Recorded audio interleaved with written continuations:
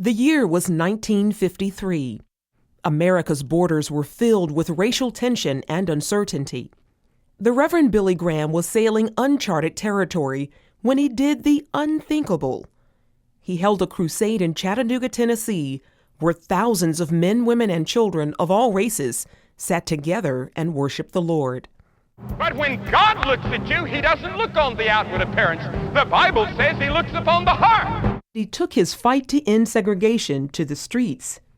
Graham had been preaching here at Madison Square Garden to thousands nightly, but very few blacks came. So at the suggestion of a colleague, he asked Reverend Howard Jones for help. Jones recommended that Graham take his message to the streets of New York, and that's exactly what he did. He said, I decided I was never going to speak to any more segregated audiences. And he said, I want it to be that way. He said, what would you suggest that we do? I said, if blacks aren't coming, go where they are. He said, what do you mean? I said, go to Harlem. Graham preached at Salem Methodist Church to thousands. The next week, he went to Brooklyn. And slowly but surely, the Crusades in New York became increasingly integrated. Prominent singer Ethel Waters attended the event and rededicated her life to Christ. Graham even invited his good friend, Dr. Martin Luther King Jr., to attend one of the events. We thank thee this evening for the marvelous things which have been done in this city through the dynamic preaching of this great evangelist. We ask thee, O God, to continue blessing him, give him continued power and authority.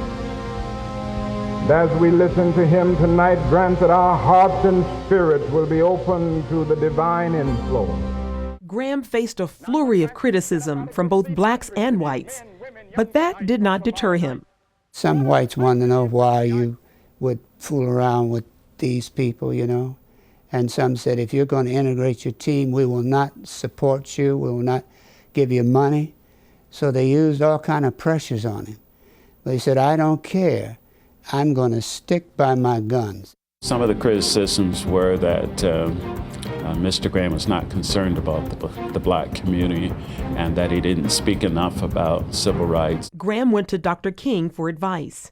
Martin Luther King suggested to me that I stay in the stadiums in the South and hold integrated meetings because he was probably going to take to the streets. He said, I'll probably stay in the streets and I might get killed in the streets.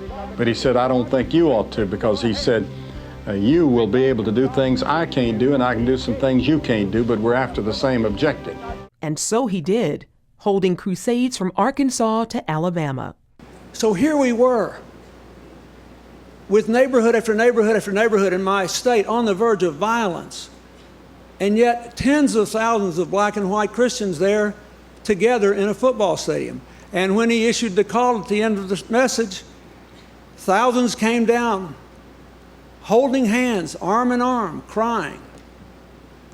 It was the beginning of the end of the Old South in my home state.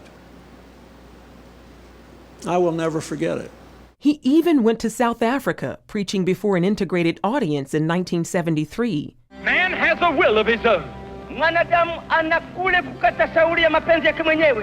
God gave it to you.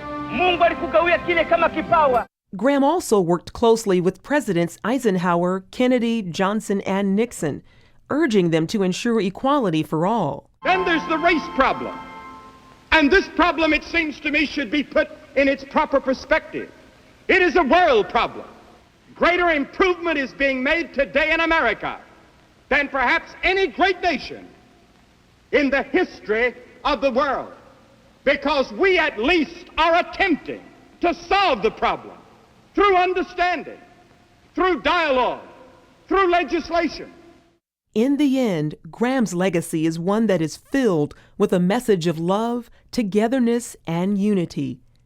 But I think Billy has proven the fact that in Christ, there's no east or west or north or south.